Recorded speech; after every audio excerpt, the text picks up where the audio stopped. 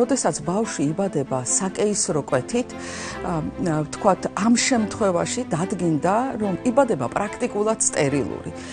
იმიტომ რომ როდესაც ის მუცელშია, თუ დედა არ არის რაღაცა პრობლემა არ აქვს დედას და ავადება არ აქვს, პრაქტიკულად თითქმის სტერილური იბადება და როგორც კი ხვდება ჩვენს გარემოში, მომენტალურად იწყება მის, ვთქვათ, კანზე, მის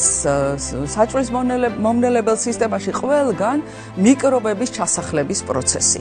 და დადგინდა, რომ როდესაც ბავშვი იბადება საკეისრო კვეთით, ძირითადი მიკრობი, რომელიც მრავლდება ბავშვის კანზე, ეს არის სტაფილოკოკი, რომელიც ხშირ შემთხვევაში შესაძლებელია იყოს დაავადების გამომწვევი და პირიქით, როდესაც გამოივლის იმ